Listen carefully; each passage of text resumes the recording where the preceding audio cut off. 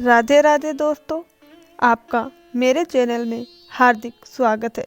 आज मैं आपके लिए लेकर आई हूँ बुधवार की पौराणिक कथा, जिसे सुनने मात्र से बुध ग्रह के दोष शांत होते हैं और जीवन में सुख समृद्धि का आगमन होता है। यह कथा अत्यंत प्राचीन काल की है। कहा जाता है कि एक छोटे से गांव में एक धनवान साहूकार रहता था, जो अपनी पत्नी और एकमात्र पुत्र के साथ शांतिपूर्वक जीवन बिता रहा था। कुछ ही समय पूर्व उसके बेटे का विवाह हुआ था और नई नवेली बहू जब ससुराल पहुंची तो घर में जैसे खुशियों की बरसात ही हो गई। कुछ दिन ससुराल में बिताने के बाद बहू अपने मायके चली गई थी। रिश्तेदार जो शादी में आए थे वे भी अपने अपने घर वापस लौट गए थे। घर बड़ा नहीं था, लेकिन नई बहू के जाने के बाद साहूकार का बेटा बड़ा अकेलापन महसूस करने लगा। उसे हर समय उदासी घेरने लगी। माता पिता ने कई बार उससे पूछा, बेटा क्या बात है, तू इतना खामोश क्यों रहने लगा है? तब उसने उदासी भरे स्वर में कहा, माँ, मेरे मन को बिल्कुल शांति नहीं मिल रही। बहू के जाने के बाद न जाने क्यों घर सूना सूना लगता है। परिवार ने थोड़ी देर विचार किया और फिर पिता ने कहा, बेटा यदि तुम्हारा मन नहीं लग रहा तो तुम बहू को अपने घर ले आओ, शायद तुम्हारा मन बहल जाए। जैसे ही बेटे ने यह सुना, वह देर किए बिना अपनी पत्नी को लेने मायके के लिए निकल पड़ा। ससुराल पहुंचते ही उसकी खूब आवभगत हुई। दामाद का सम्मान वैसे भी विशेष होता है। वह 2-3 दिन वहां रुका, लेकिन एक समस्या उसे बहुत परेशान कर रही थी।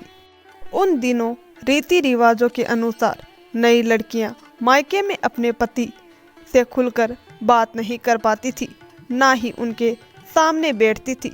पत्नी सामने होते हुए भी उससे बात करना तो दूर, ठीक से देखना भी उसके लिए कठिन हो रहा था। इसी बेचैनी में उसने तय कर लिया कि अब और नहीं रुकेगा। रात भर करवटें बदलते हुए उसने सुबह उठते ही सास ससुर से कहा, माँ बाबूजी, आप विदाई की तैयारी कर दे, हम आज ही वापस जाएंगे। संयोगवश उस दिन बुधवार था।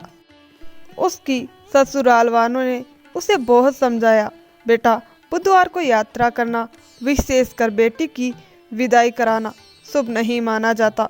आज के दिन कोई भी शुभ कार्य आरंभ नहीं करते, तुम कल तक रुक जाओ। लेकिन साहूकार का बेटा अपनी जिद पर अड़ा रहा। मैं इन सब बातों में विश्वास नहीं रखता, हम आज ही जाएंगे, आप आशीर्वाद दीजिए। जिद के आगे सास ससुर असहाय हो गए और भारी मन से अपनी बेटी की विदाई कर दी।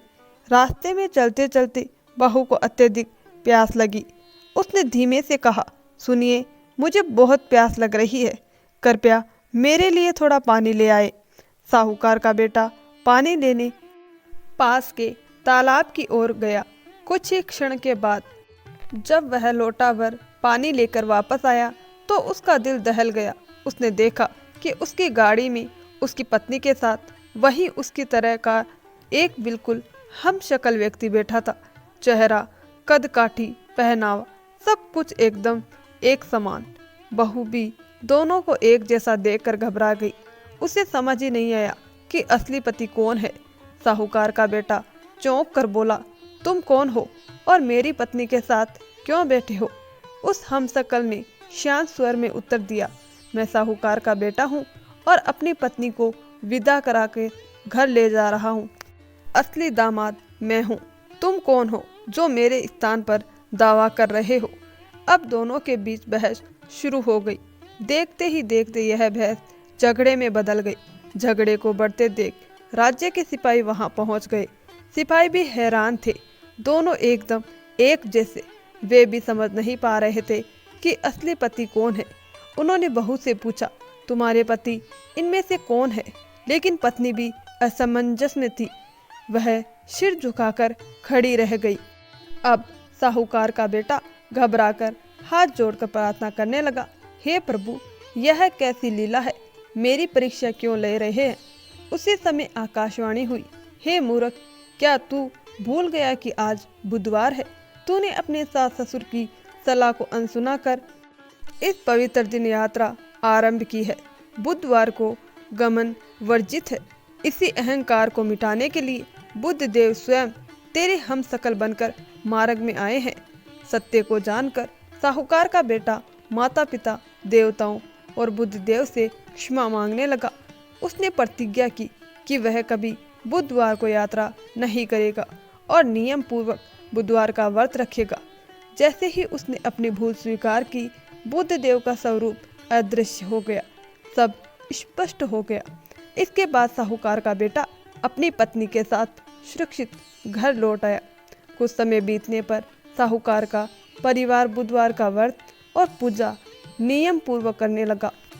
कहा जाता है कि जिसने भी यह कथा पूरी श्रद्धा से सुनी या पढ़ी, उस पर बुध ग्रह की कृपा बनी रहती है और बुधवार को यात्रा करने से कोई दोष नहीं लगता। बुधवार व्रत की विधि। बुधवार का व्रत विशाखा नक्षत्र युक्त बुधवार से आरंभ करना उत्तम माना गया है।